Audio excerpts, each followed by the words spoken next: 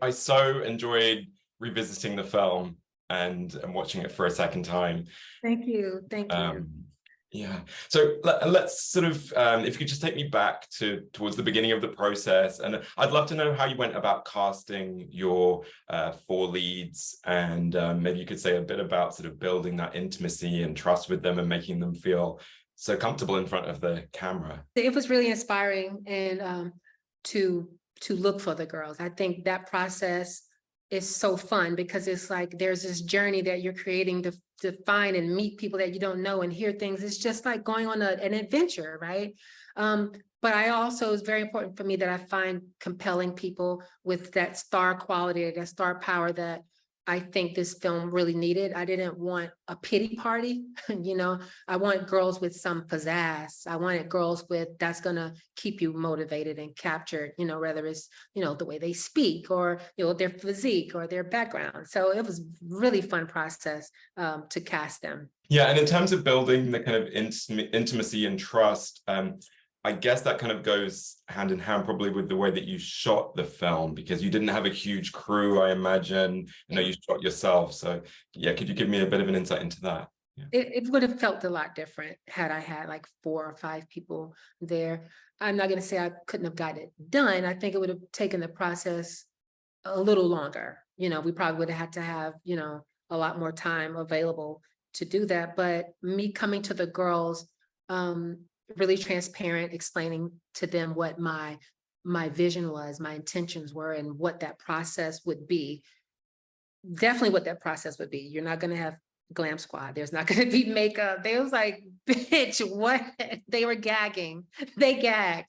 And you know, but I wanted to do something different. I didn't want them to have to rely on, you know, the bells and whistles that we're so often related to, you know, and I think them being stripped down in their natural transgenderism was just so fucking badass, you know, it was just natural. And it was new for them and they felt empowered, I think, you know, it was like a Dove commercial. We was all naked and just natural and everyone was just, you know, exuding.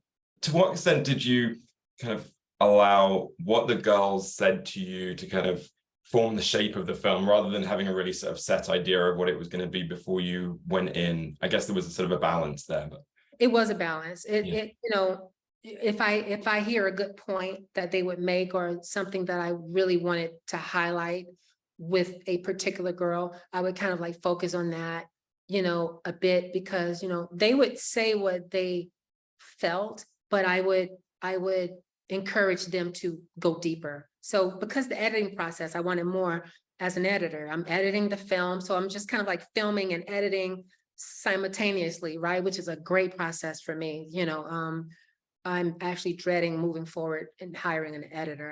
I can't even imagine seriously. But you know, I was blessed enough to have that gift of editing and doing the cinematography. So as I'm filming them, I already know kind of what I'm getting at and what I need. So, but it worked for them too, because they're truly empowered by the opportunity to just speak their minds. Exactly. And I think you do such a great job with the editing of it feeling very energetic and pacey, but you don't reduce what they say to sound bites. You really, you know, and it comes from that. It was so difficult to choose, I mean, to cut stuff and not use stuff. I mean, it was, I'm going to have to do a director's cut for sure, because it's so, oh my God, these girls are crazy. Don't let them fool y'all. They are nuts. They're so smart and witty and so funny. I wanted more of that in the film than anything else. And I think there's a really good balance. I'm happy what we have, but yeah, so good, so good. And how about the visual style, the really striking black and white and fairly simple locations and mainly natural light, I guess, or what are some of the choices there? Yeah. I had one light and I personally didn't want more than that. Between natural light and the light that I had, I was totally fine. But telling these girls stories, I wanted to do something different just as a director.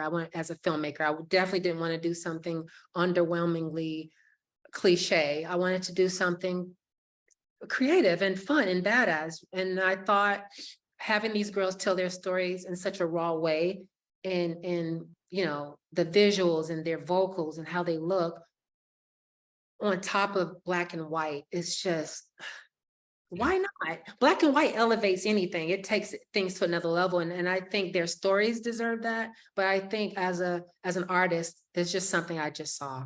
And it feels kind of contemporary, very now, but also kind of timeless in a way too, with the black and white, I think. Yeah. And what about the music? So you contribute to the soundtrack yourself, and then we have Sissy Man Blues on there, and the music really is a very important element. I feel that it feels like it's in dialogue with what's being spoken on screen as well. Could you, tell me about the choices for the music. Yeah, I think musically, it was just such a great opportunity for me to get out what I've been holding in for years,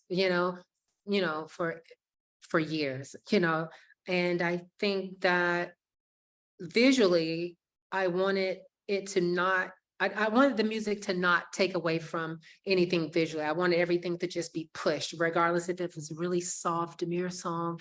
It was just such a fun process. And it gave me, again, the ability as a director or as a producer to express myself.